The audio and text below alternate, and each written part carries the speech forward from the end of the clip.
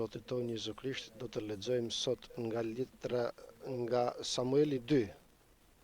Samueli 2.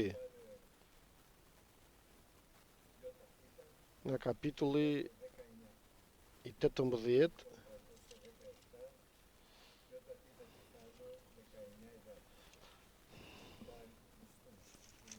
letra 2 të Samuelit, kapitulli 19, paragrafi 17.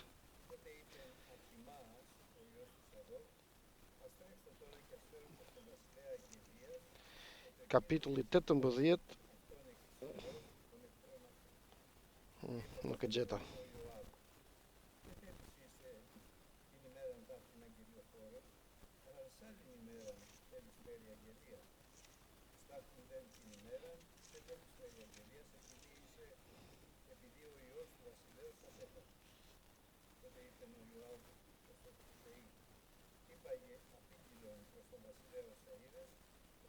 Është letra 2 të Samuelit, kapitulli 18 nga paragrafi 19. Ahimaci biri Cadokut i tha Joabit, lërm të shkoj me vrap dhe ti çoj mbretit lajmin që Zoti siguroi drejtësi kundër armiqve të tij. Joabi ju përgjigj, ti nuk do ta çosh lajmin sot, do ta çosh një ditë tjetër, nuk do ta çosh lajmin sot sepse biri i mbretit ka vdekur. Pastaj Joabi i tha Etiopasit, shko dhe tregoja mbretit atë që ke parë. Etiopasi u përul para Joabit dhe iku me vrap.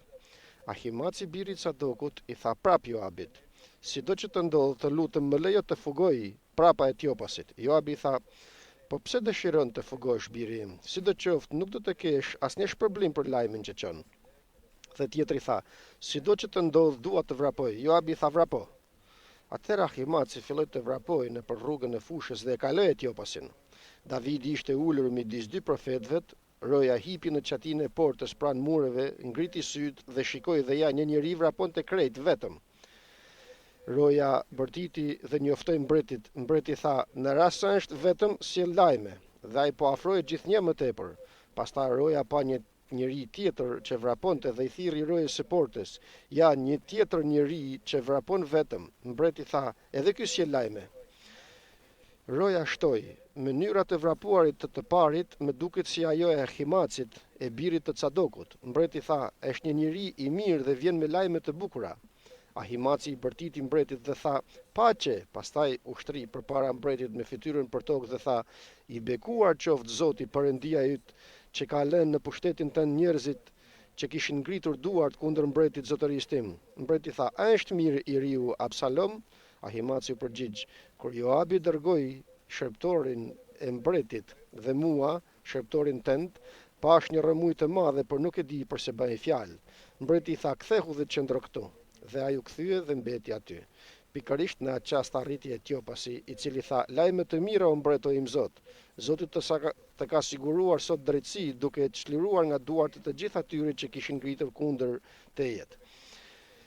Mbreti i tha Etiopasit, a është mirë i riu Absalom? Etiopasi u përgjigj, armiqtë e mbretit, zotërisë tim dhe tëra ata që ngriheshin kundër tejet për të bërë të keqen qofshin si ai i ri. Atëherë mbreti duke u dridhur i tëri, u ngrit në dhomën që ishte mbi portën dhe qau. Dhe thoshte, o biri im Absalom, biri im Absalom, të kisha vdekur unë në vendin tënd, o Absalom, biri im. Pastaj than Joabit, ja mbreti qau dhe mban zi për Absalomin. Kështu fitoria atë ditë u shndrrua në zi për të gjithë popullin, sepse populli dëgjoi atë ditë të thuhet mbreti është i dëshpëruar për shkak të birit të tij. Atë ditë populli hyri fshehurazi në qytet, ashtu si largohen fshehurazi dhe tërë turp ata që ja mbathin gjatë betejës. Mbreti kishte mbuluar fytyrën dhe bërtiste me zë të lartë. O biri im, Absalom, o Absalom, biri im. Amen, fjalës të Zotit.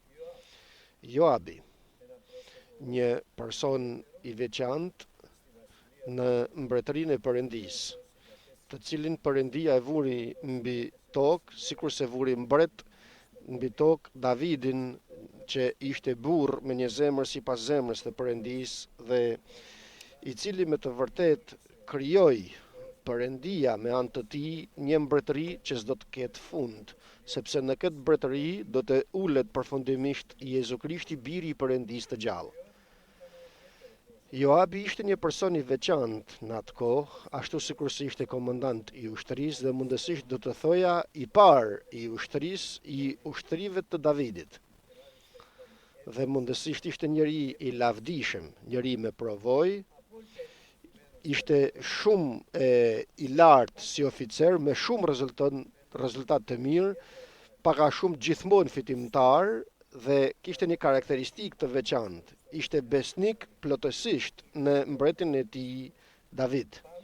Karakteristikë e veçantë, gjithmonë e mbronte.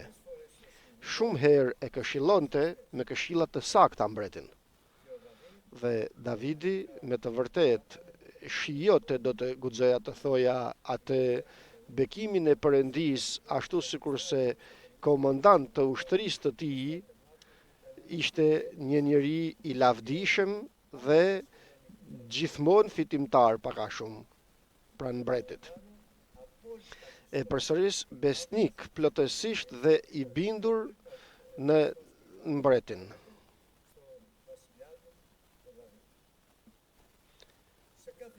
Në çdo gjendje të vështirë, Joabi ishte ai që ishte pranë tij, gjithmonë, kur nuk e la dhe kur nuk e braktisi. Tani mundësisht është në një pozicion shumë të vështirë, ashtu sikur se i biri i mbretit, Absalomi, për shkak të mëkatit të Davidit, ku s'do të flasim për atë mëkat tani, ashtu sikur se të themi pak, vrau Urian dhe mori për grua të shoqen e Urias, Bathshebën. Ishte mëkat i madh. Dhe Perëndia ka gjithmonë gjykim akoma edhe për të vajosurit e tij, në qoftë se bëjnë mëkate të mëdha. Dhe kështu pra u gjend Davidi në një gjendje shumë të vështirë, vëllezër dhe motra. Gjendje shumë të vështirë.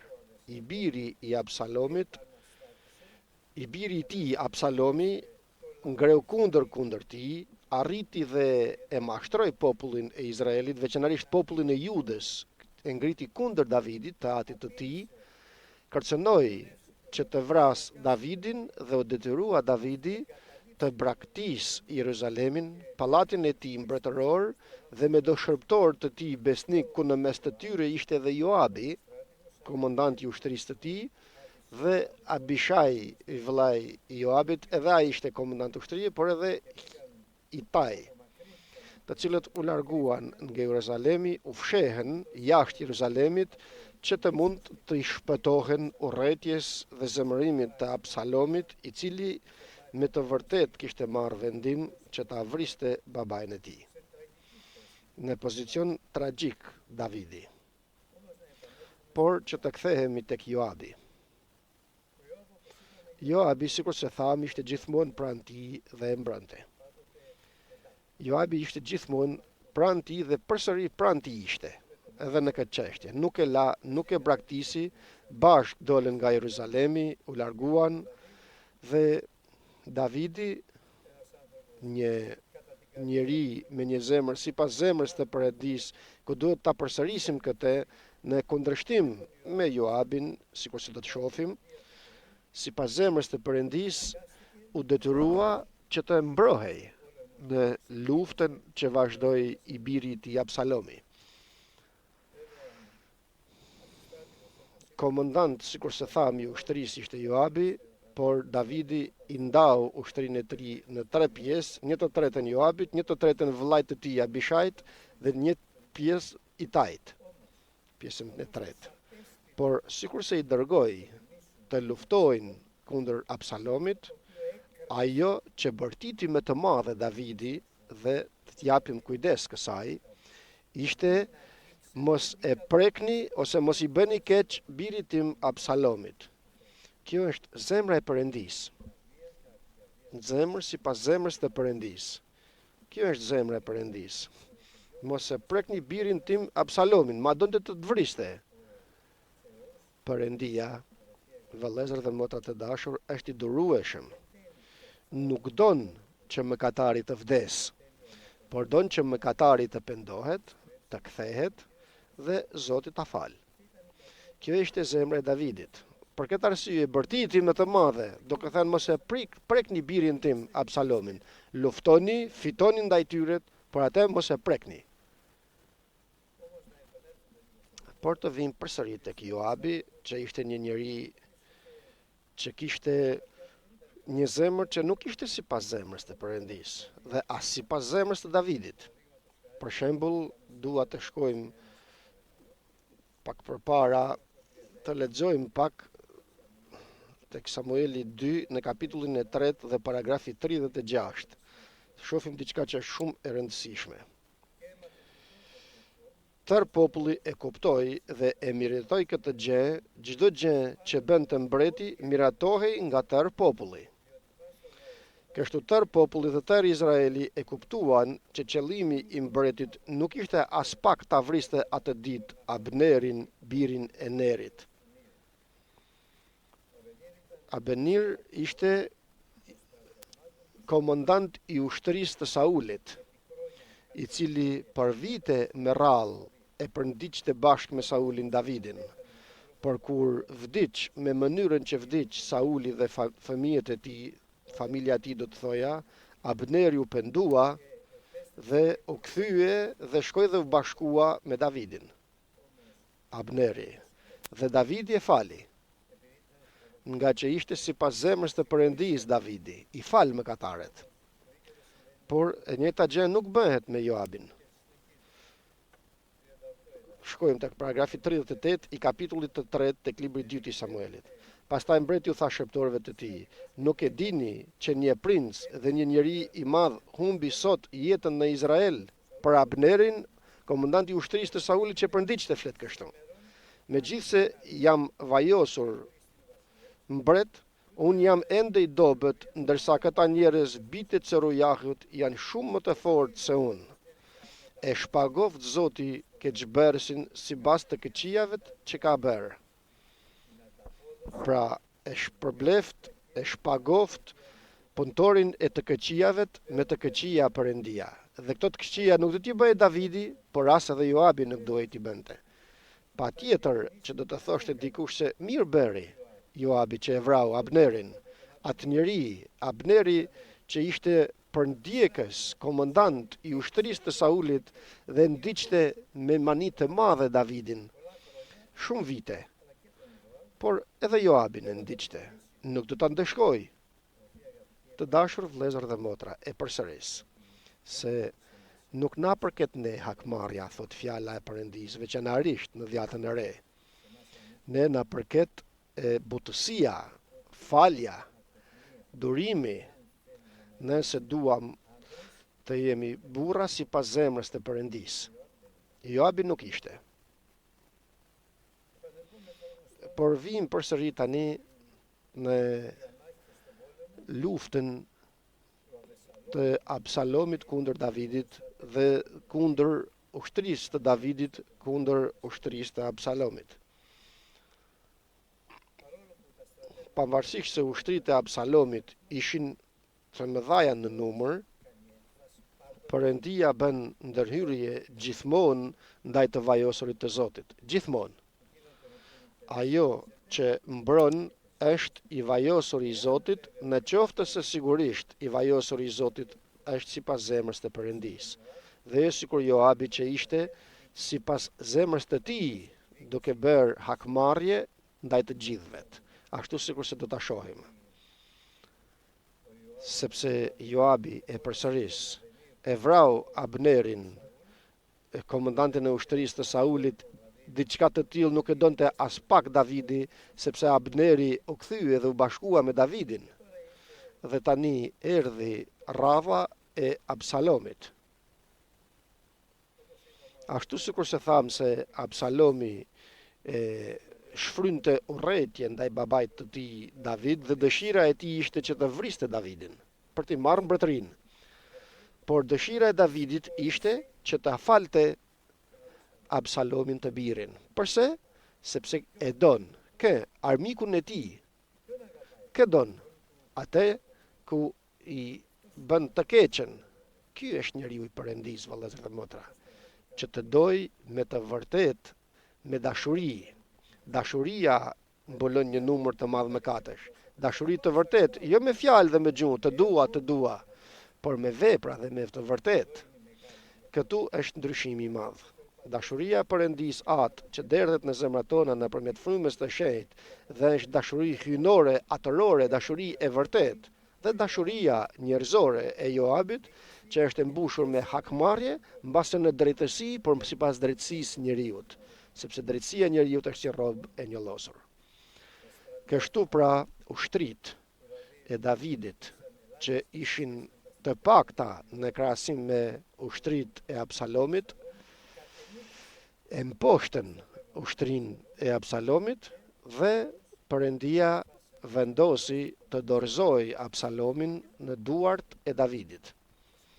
Dhe përkatësisht në duart e Joabit. Dhe ndërsa vraponte dhe po largohej, u ngatërrua në një deg peme nga flokët e bollshëm që kishte, se ishte shumë i bukur. Nga flokët e shumë që kishte mbeti i varur në pemë. Dhe iku gëmari që ishte në te, iku nga poshtë. Dhe erdhi një ushtar dhe informoi Joabin duke thënë se Absalomi është i varur në një pemë. Dhe i thot, sipas zemrës të vet, dhe jo sipas zemrës të Perëndis. I thot Joabi, pse nuk e vrave?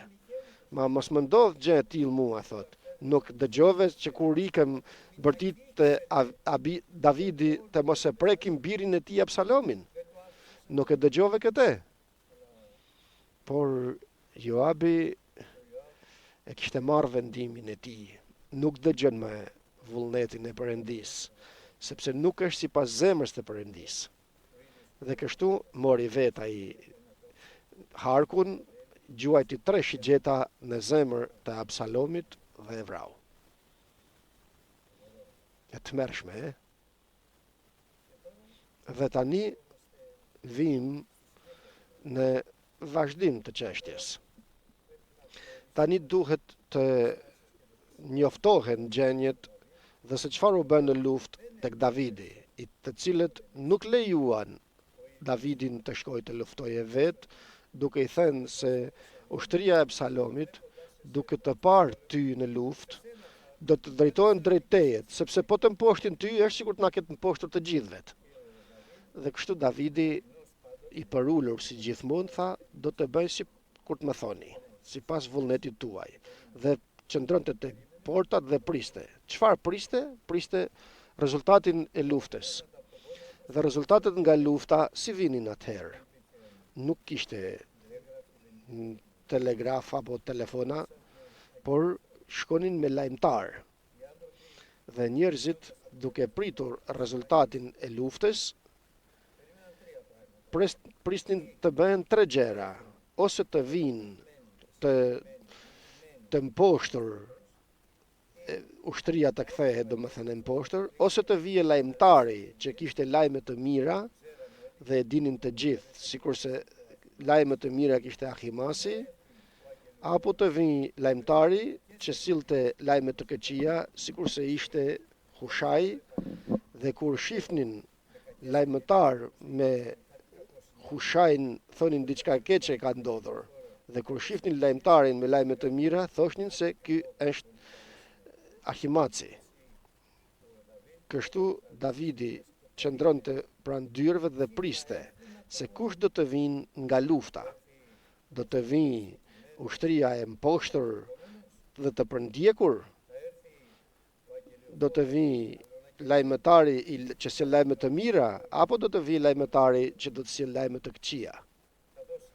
Sikur se thoshte gjithmonë, mos prekni, dëgjoni vëllezër, atë që don të më vras, atë që don të më mundoj, atë që don, dhe më falni për shprehjen, që të më turpëroj, ashtu sikur se do të vijë të kap gjitha gratë dhe konkubinat e Davidit. Mos e prekni. Dhe erdhi ora që të vinë lajmtarët. Dhe Joabi thërret Ahimacin dhe Hushajn. Ahimaci ju kujtoi se është lajmëtari që sjell lajme të mira dhe i thot Joabit, më lër të shkoj të informoj mbretin. Unë do ta informoj mbretin. Por Joabi, ku e din zemrën e Davidit, sepse tham se Joabi ishte një person i lavdishëm në mbretërinë e Davidit, ndihmës i tij, besnik i mbretit, komandant, oficer i lartë i ushtrisë, i bindur plotësisht, gjithmonë e këshillonte dhe gjithmonë e mbrënte. Duke parë Ahimacin që të dojë të shkoj, duke i dhënë lajme të mira, e pengoi të mos shkonte dhe i thot mos shkoti, sepse duhet që ti thuash se është vrar biri i tij Absalomi. Dhe kështu dërgon Hushajn që çonte lajme të këqija, që ti transmetoj këtë të re të keqe për zemrën e mirë të Davidit, ti tregonte vdekjen e birit të tij Absalom. Dhe kështu i ulur tek porta Davidi priste lajmin. Vazhdoi pra Hushaj i dërguar i Joabit me lajme të këqija, por Ahimaci me lajme të mira ishte më i shpejt, e parakaloi atë dhe kaloi dhe shkoi përpara tek Davidi, duke ju afruar Davidit. Dhe i thot shërptori Davidit, po vjen lajmëtari. Thot kush është? Thot sipas të ecurit duket se është Ahimaci. Lajme të mira ka ky. Njeri i mirë është ky, le të vijë. Dhe ju afrua. I thot çfarë u bën në luftë? Dhe Hushaj i tha të lajmet e mira, gjithçka shkoi mirë, i thot. Fituam ndaj ushtrive të Absalomit. Por ajo që intereson të Davidit, zemrës të tij të pastër, nuk ishte fitoria e ushtrive ndaj ushtrive të Absalomit, sepse e dinte se fitoria është nga Zoti. Nuk mvaret as nga Davidi dhe as nga Joabi, por nga Perëndia mvaret, i cili mbron gjithmonë të vajosurin e tij. Dhe i thot, më thuaj për Absalomin, për birin tim, dhe nuk deshi ti përgjigjej duke thënë se pa shumë njerëz dhe nuk i di se çfarë ndodhi. Mirë, i thot, rri në anë dhe shef të vijë lajmtari tjetër me lajme të këqija, Hushaj. Ju afrua Davidit dhe i thot, më thuaj të rejat, i thot Davidi. Dhe thot Hushaj, fituam. Imposhtëm ushtrin e Absalomit, por pyetja ti është e prerë. Pyet atë që me të vërtet i dhemb zemra e tij, sa e të mërshme është kjo. Thot, biri im Absalom si është? Dhe detyrohet Hushaj që ti thot, uroj që të gjithë armiqtë e tu të kishin ose të kenë fundin e Absalomit. Vdiq. Kur dëgjoi këtë Davidi, mbeti me të vërtet i pikëlluar dhe vazhdoi të bërtas. Biri im Absalom, dëgjoni se ç'thoshte. Uroj që të kisha vdekur unë në vendin tënd. E fantazoni këtë vëllezër dhe motra, përka e thot, për atë që përpara disa orësh donte ta vriste. Por e don Davidi, sepse është sipas zemrës të Perëndisë, dhe Perëndia nuk është për ka dashuri. Perëndia ka dashuri, bën durim dhe pret mëkatarin të kthehet dhe të pendohet me gjithë zemrën e tij. Atëherë Davidi, thot shkrimi, unë gjitë në dhomën e tij dhe qau me të madhe. Kur e lexoja, me të vërtet mbeta i habitur. Qau, thot, dhe ndërsa ecte, bërtiste me të madhe, biri im Absalom, sikur të vdisja unë në vend tënd. Absalom, biri im. Nuk është e tmerrshme kjo? Nuk është e madhe pra dashuria e Perëndis. Nuk është tronditse të jesh njeri sipas zemrës të Perëndis. Tronditës, gjë e mrekullueshme që të duash me të vërtet, jo me fjalë, por me vepra dhe me vërtetësi. E tronditur zemra e tij, e pikëlluar zemra e tij, për vdekjen e njeriut që e ndiqte ta vriste. O Zot Perëndi, na adhuro një zemër të tillë tek të gjithë ne o atë. Zemër të tillë duam. Populli duke parë mbretin të pikëlluar, thot shkrimi, dhe të trishtuar akoma, hyri populli atë ditë në mënyrë të fshehur në qytet, sikur një popull që fshehet i turpëruar kur ka braktisur dhe humbur betejën e tij. Domethënë nuk duroi pikëllimin e mbretit David populli. E shifte të pikëlluar, ma ishte fitimtar, e shifte të pikëlluar dhe të trishtuar, dhe populli shkonte dhe fshehej, nuk e duronte populli një pikëllim të tillë të Davidit. Dhe këtu përsëri ndërhyn Joabi dhe ndihmon Davidin. E këshillon tani Joabi. Mbreti thot, ki kujdes, nuk është mirë të shoh populli të trishtuar kështu dhe të fshehet. Në qoftë se nuk del përpara popullit si fitimtar, atëherë të gjithë do të ikën dhe do të mbetesh vetëm, këshill të mirë i dha. Dhe Davidi dhe këtë herë e dëgjoi Joabin. Doli e pa populli se nuk ishte më i pikëlluar si përpara, nuk bërtiti më o biri im Absalom, uroi të vdisja në vend tënd, u gëzua dhe i gjithë populli lavderoi Perëndin se kishte bërë Perëndia të gjitha sa kishte bërë deri në atë moment. Por Joabi ka dhe vazhdim. Absalomi kishte një komandant të ushtrisë të tij, Amasën. Amasa i cili pas shkatërimit të ushtrisë të Absalomit, edhe ai u pendua, edhe ai u kthye pranë Davidit dhe u bashkua me Davidin. Por zemra e Joabit nuk mund ta pranonte një gjë të tillë, nuk mund ta falte.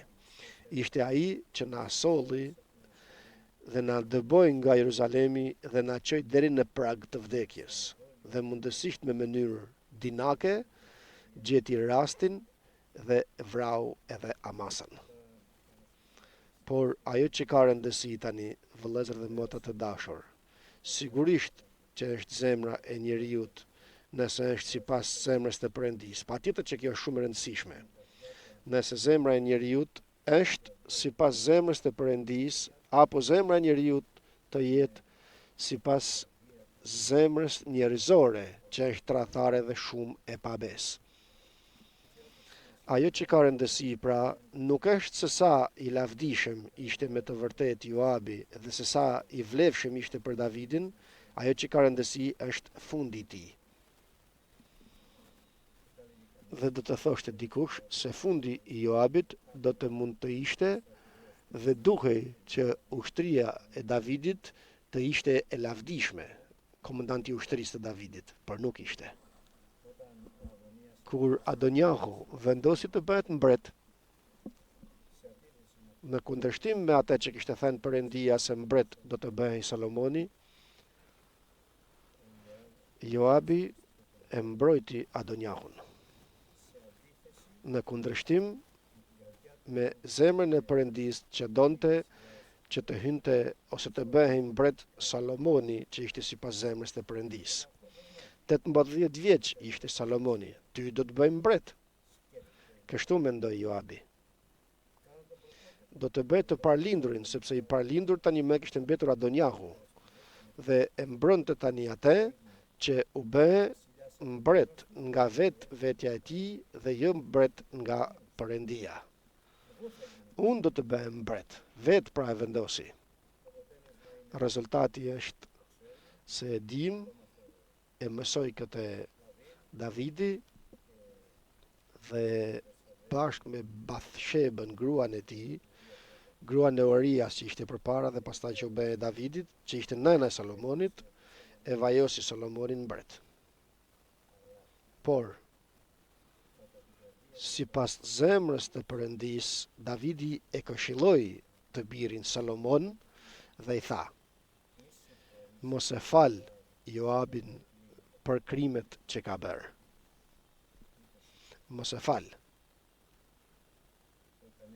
Dhe kur u bë mbret Salomoni, Joabi kuptoi se nuk do të ketë fund të mirë. Dhe është shumë serioze, vëllezër dhe motra, dhe ky është mesazhi i sotshëm, se çfarë fundit do të kemë. Sepse Zoti po vjen shpejt. Zoti e fundi im do të jetë që të marr pjesë me të vërtetë në rrëmbimin e kishës, apo fundi im do të jetë Perëndia të na ruaj, të gjithëve të ne. Fundi im do të jetë të mbetem në 7 vjeçarin e Antikrishtit. Zoti të na ruaj, Perëndia të na ruaj. Fundi i gjithçkajet është afër. Nuk rron askush në përjetësi këtu. Në përjetësi do të rrosh dikur ose atje lart ose atje poshtë. Dhe të gjitha këto mbaren nga zemra jote. Nga zemra e Davidit sipas zemrës të Perëndis, apo nga zemra e Joabit sipas zemrës dhe drejtësisë njerëzore. Me drejtësi bënte atë që bënte, dhe kur e thirrri Abnerin, me drejtësi e thirrri, njerëzore drejtësinë. Dhe kur vrau Absalomin, me drejtësinë njerëzore e vrau. Dhe kur vrau Amasën, me drejtësinë njerëzore e vrau edhe atë. Por fundi i tij është afër. Nuk ka më shpresë.